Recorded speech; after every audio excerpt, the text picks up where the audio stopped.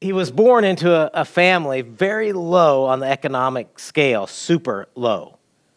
You wouldn't know that looking at him now. Now you would see him as part of a very wealthy family of royalty. And his status, his wealth, which he had both, all came through a series of very fortunate events for him. He did know who his birth family was and where he came from, and he knew what his economic status would be if not for that almost miraculous series of events that plucks him from poverty and places him into this position of wealth and power. But even with all the perks he has in life, he believes that there's more for him. More than just money, more than just fame, more than just power. He is saved from death for something greater, he believes. And this stirs within him a restlessness which is about ready to take a dark turn. The man is Moses. And how did he arrive at this place from poverty to wealth and at this time now in his life where it's about to be dramatically changed as this dark turn takes place? Well, we have to travel back a bit to understand why Moses is at this turning point in his life. Back to our book of the month from last month, the book of Genesis, where God appears to Abraham. You can read about Abraham beginning in Genesis chapter 12. God promises Abraham that he and his wife Sarah will have a son. And eventually, Abraham will have many descendants, and ultimately, one of them will bless the entire world. We now know that descendant who will bless the entire world is Jesus. After many years of waiting, Abraham and Sarah do have a son, Isaac. Isaac and his wife, Rebekah, have twin boys, Esau and Jacob. Jacob is the twin who receives the blessing, and it will be through his family that the promise given to Abraham will be fulfilled. Jacob has 12 sons. One of them, Joseph, is sold into slavery by his brothers who are jealous of him because dad favors Joseph so much. Joseph ends up a slave in Egypt, but it's at just the right time. It's amazing how God's timing works out.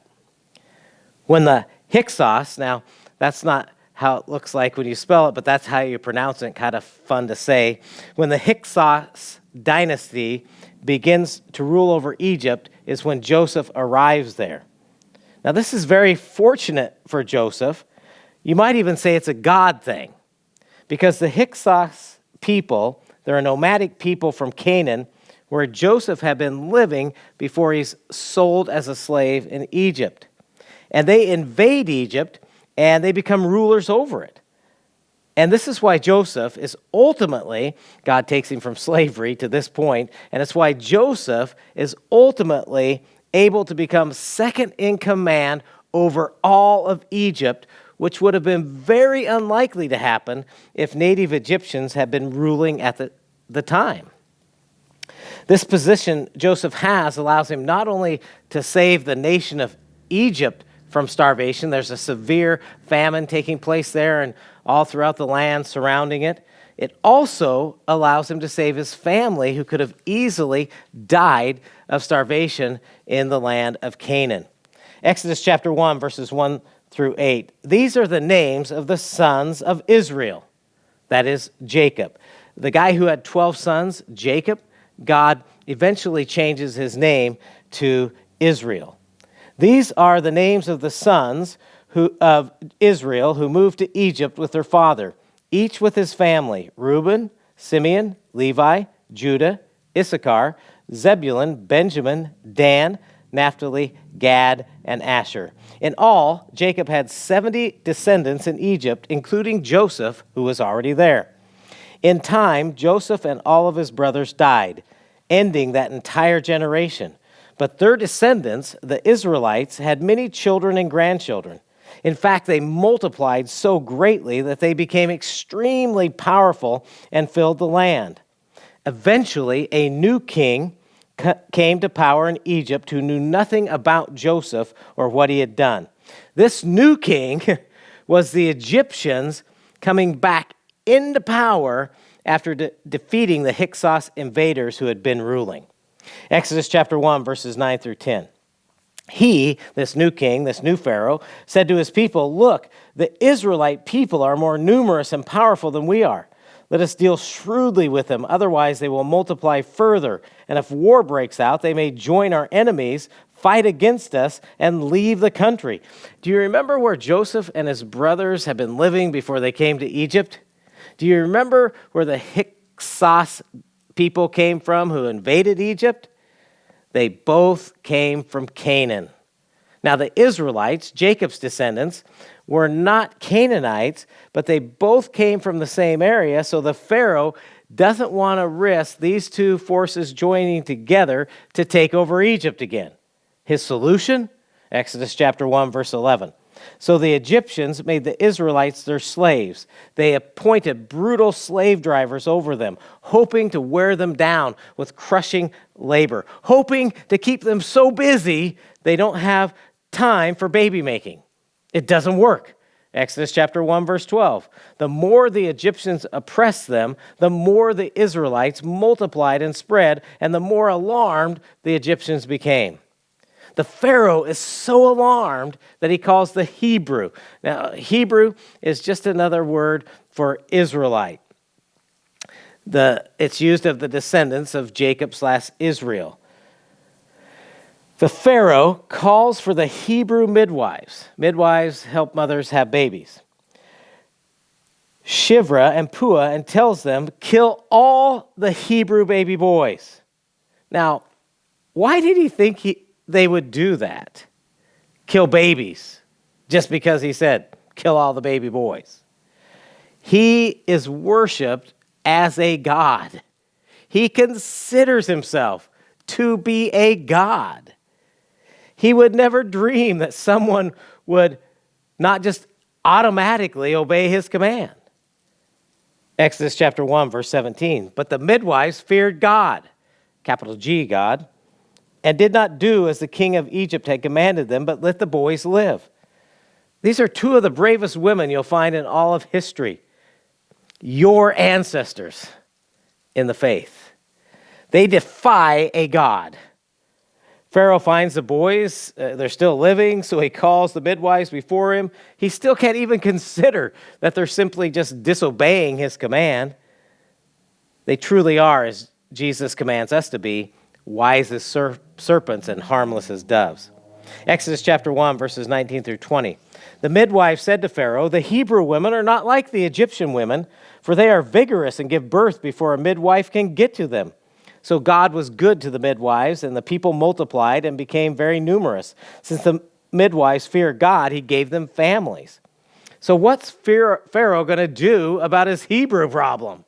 Exodus 1:22.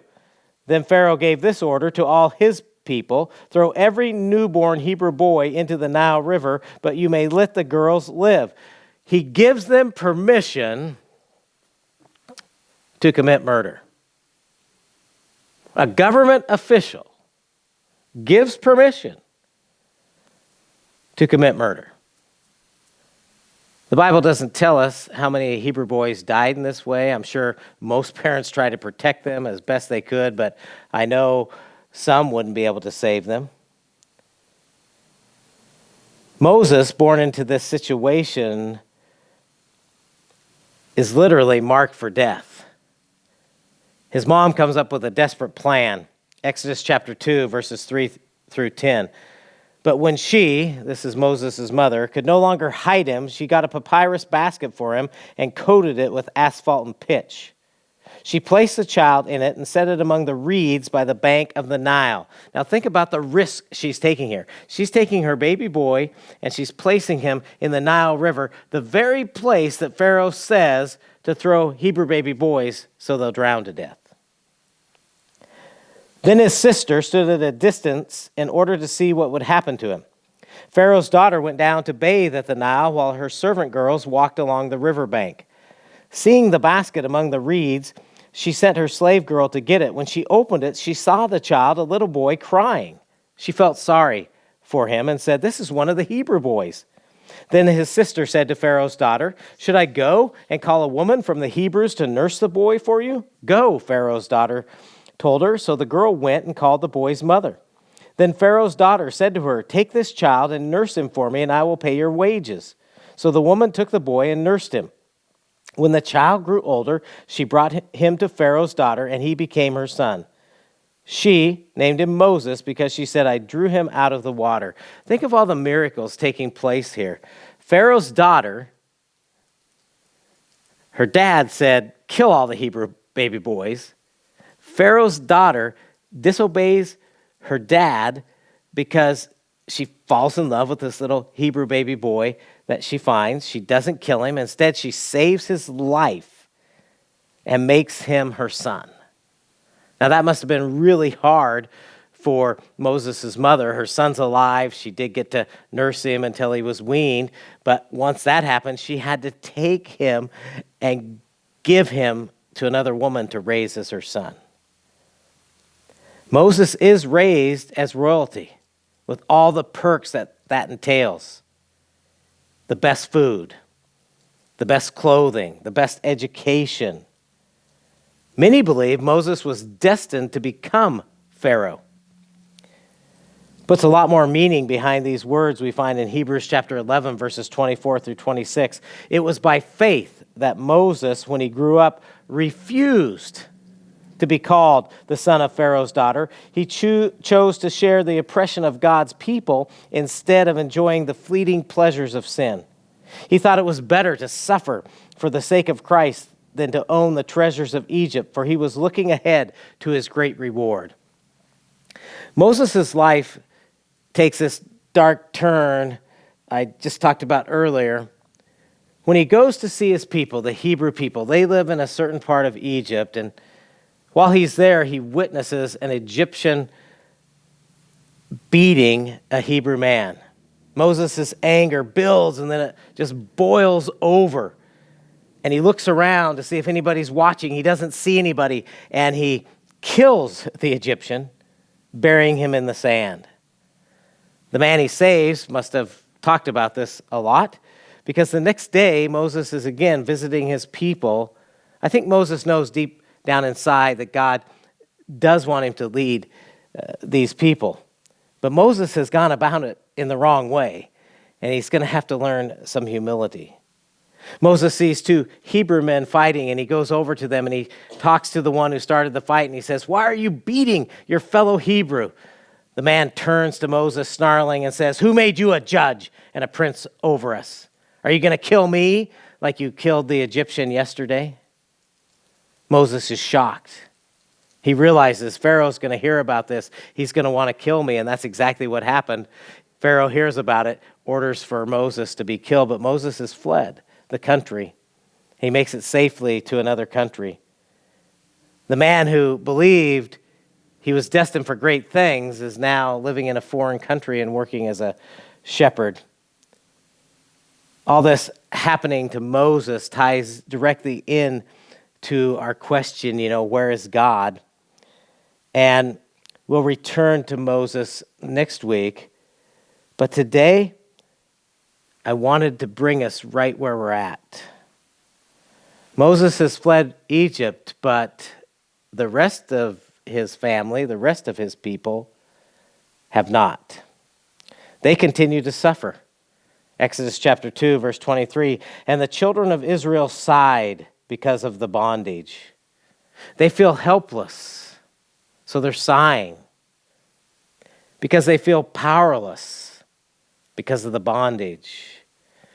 Right now, you might feel powerless. You might be sighing. You might be feeling a lot of powerlessness. And I want to bring this home into our lives as we begin our Easter fast this Wednesday, February 17th. In the book of Exodus, God's people are in a helpless, powerless situation. But are they really? Because generally speaking, it's only when we find ourselves in a helpless, powerless situation that we do this, what they did. Exodus 2, verse 23, and they cried out, and their cry for help ascended to God.